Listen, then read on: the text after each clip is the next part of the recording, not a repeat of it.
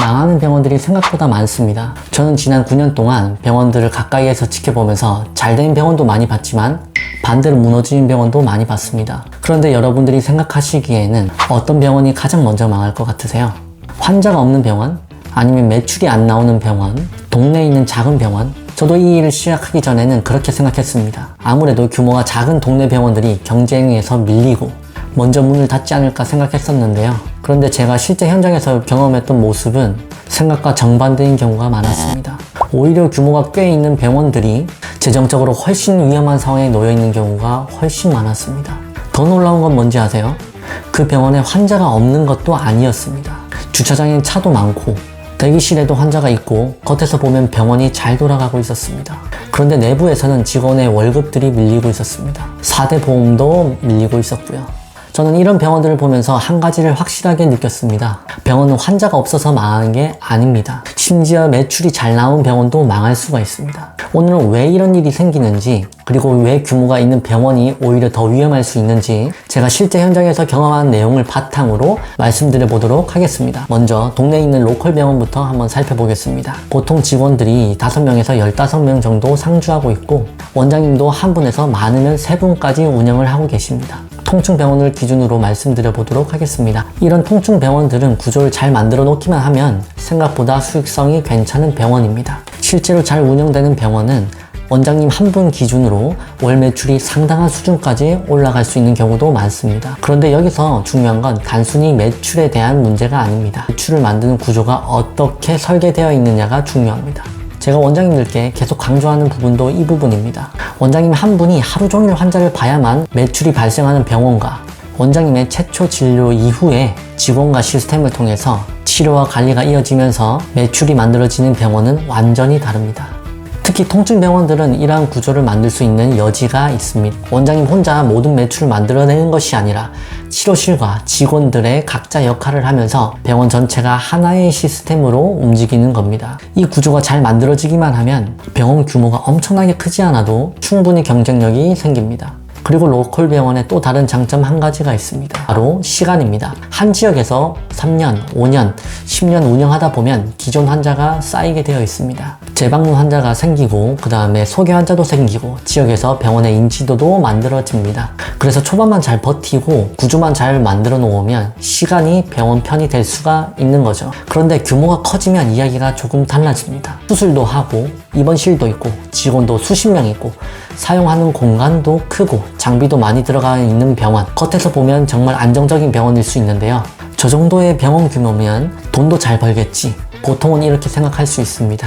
그런데 병원을 운영하는 입장에서 보면 매출이 커지는 만큼 비용도 같이 커지기 때문입니다. 지원이 많으면 인건비도 커집니다. 병원이 커지면 임대료와 관리비도 올라갑니다.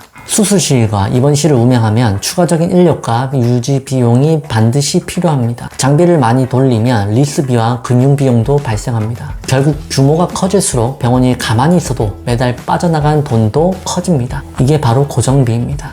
그리고 저는 병원 운영에서 이 고정비가 정말 무섭다고 생각하는 사람 중 한 명입니다. 예를 하나 들어보겠습니다. 한 달에 10억을 버는 병원이 있다고 해보겠습니다. 숫자만 보면 엄청 잘 되는 병원처럼 보일 수 있습니다. 그런데 매달 9억 5천만 원이 빠져나가면 어떨까요?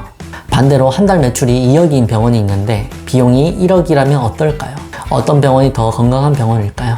그래서 저는 병원을 볼 때 매출 숫자 하나만 보고 판단하면 안 된다고 말씀드립니다. 얼마를 버느냐보다 얼마나 남느냐가 중요하고 더 중요한 건 그 구조를 얼마나 오랫동안 유지할 수 있느냐 이것입니다.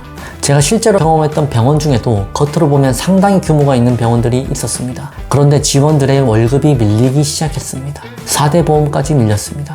왜 이런 상황까지 갔을까요? 여러 가지 이유가 있었겠지만 그중 하나가 시작부터 무거웠다는 겁니다.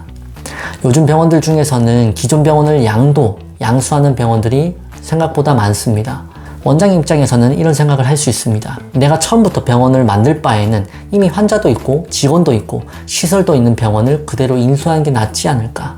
당연히 장점은 있습니다. 하지만 반드시 확인해야 할 게 있습니다. 바로 내가 무엇을 인수하고 있느냐입니다.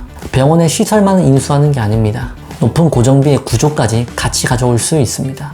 그리고 경우에 따라서는 기존 병원이 가지고 있던 문제까지 이어질 수가 있습니다. 그렇게 인수하는데 이미 큰 돈이 들어갔다면 쉽게 규모를 줄일 수도 없습니다. 여기서부터 문제는 시작됩니다.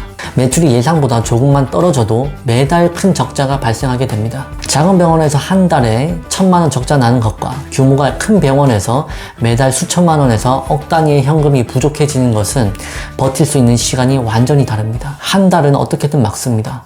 2달도 어떻게도 막을 수 있습니다. 그런데 3달, 4달 계속 적자가 이어지면 어떻게 될까요? 병원은 자금으로 막고 대출로도 막고 또 다른 자금으로 막기 시작합니다. 그러다 보면 어느 순간 병원을 운영해서 돈을 버는 것이 아니라 이번 달에 나갈 돈을 막기 위해서 다음 달에 돈을 당겨 쓰는 상황까지 생기게 됩니다. 저는 이 단계가 굉장히 위험한 단계라고 생각이 듭니다. 매출이 없어서 무너진 것이 아니라 현금 흐름이 무너지면서 병원이 흔들리기 시작한다는 겁니다. 그런데 제가 더 안타깝게 여겼던 것은 바로 그 다음입니다. 병원이 어려워지기 시작하면 본업의 문제를 해결해야 되는 게 정상적인 사고인데 그런데 반대로 움직인다는 겁니다. 새로운 사업을 시작합니다. 사업을 더 확장하게 됩니다. 여기서 매출을 더 만들어서 기존의 적자를 메우면 되지 않을까 라고 생각을 하시는데요. 그런데 기존 병원의 구조적인 문제가 해결되지 않은 상태에서 새로운 사업을 벌리면 또 어떻게 될까요? 돈이 또 들어가죠. 사람이 또 필요합니다. 관리해야 할 일이 또 하나 더 생기게 됩니다.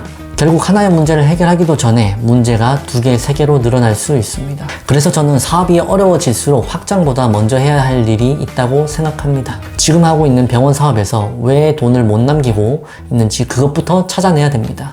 그래서 저는 원장님들과 개원 상담을 할 때 무조건 크게 시작하라고 말씀드리지 않습니다. 그렇다고 무조건 작게 시작하라고도 말씀을 드리지 않습니다. 작게 시작하면 고정비를 낮출 수 있기 때문에 상대적으로는 안정적일 수 있습니다. 하지만 규모가 작으면 만들 수 있는 매출의 폭과 확장성 또한 한계가 있을 수 있습니다. 반대로 크게 시작하면 더 큰 매출을 만들 수 있는 가능성은 있지만 그만큼 손익분기점이 높아지고 감당해야 될 위험도 커집니다. 결국 중요한 건 크기가 아닌 것 같습니다. 내가 감당할 수 있는 규모인가 이걸 먼저 확인해야 됩니다. 전 개원을 준비하는 원장님들께 병원을 크게 만들기 전에 3가지를 먼저 보시라고 말씀을 드립니다. 첫 번째는 매달 얼마가 무조건 빠지는가, 그리고 2번째 손익분기점을 넘으려면 환자와 매출이 어느 정도 필요한가, 그리고 3번째 예상보다 매출이 늦게 올라와도 몇 개월을 버틸 수 있는지. 저는 이 3가지를 계산하지 않고 이 정도 규모면 잘 되겠지 라는 생각으로 시작하는 게 오히려 더 위험할 수 있다고 생각합니다. 그리고 또 중요한 게 있습니다. 원장님의 성향입니다.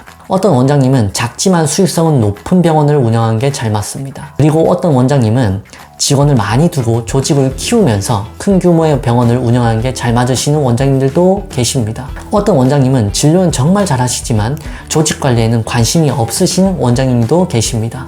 그런 원장님에게 직원 수십 명이 있는 병원이 과연 좋은 병원일까요? 반대로 조직을 만들고 사람을 관리하는 능력이 좋은 원장님에게는 어느 정도 규모가 있는 병원을 키우는 게 더 맞을 수 있다고 생각합니다. 그래서 저는 좋은 병원의 기준이 모든 원장님에게 같을 수는 없다고 생각합니다. 다른 병원이 잘 됐다고 그 병원을 그대로 따라하면 안 되는 이유도 여기에 있죠. 다른 원장님에게 잘 맞는 옷이 내가 그대로 입는다고 잘 맞는 게 아닙니다. 결국 나에게 맞는 병원이 만들어져야 됩니다. 병원 개원은 한두 달 하고 끝나는 사업이 아니죠. 5년, 10년 바라보고 가야 하는 마라톤에 가까운 사업이라고 생각합니다. 처음에 얼마나 화려하게 시작했느냐보다 5년 뒤에는 직원들의 월급을 제때 줄 수 있는지, 10년 뒤에도 원장님이 지치지 않고 꾸준히 현금이 남는 병원을 만들 수 있는지가 훨씬 중요합니다. 그래서 오늘 영상에서는 제가 말씀드리고 싶은 건 이것입니다. 망하는 병원은 꼭 환자가 없는 병원이 아닙니다. 환자가 있어도 망할 수 있고 매출이 커도 망할 수 있고 겉으로 잘 되는 것처럼 보여도 안에서는 무너지고 있는 병원들도 수두룩합니다. 결국 병원을 오래 살아남게 만들 수 있는 것은 외형적인 규모가 아니라 고정비를 통제하고 현금 흐름을 잘 관리하고 원장님에 맞는 수익 구조를 만드는 것이라고 생각합니다. 그래서 개원을 준비하고 계시다면 얼마짜리 병원을 만들까 보다 내가 이 병원을 얼마나 오래 안정적으로 운영할 수 있을까? 이 질문을 먼저 해보셨으면 좋겠습니다. 오늘의 영상은 여기까지고요. 병원 개원과 운영 그리고 매출 구조에 대한 이야기는 제 채널에서 계속 올라오고 있으니 다른 영상들도 한번 살펴보셨으면 좋겠습니다. 또 상담이 필요하시다면 프로필에 링크로 상담 신청 남겨주시고요. 도움이 되셨다면 구독과 좋아요 꼭 부탁드리겠습니다. 감사합니다.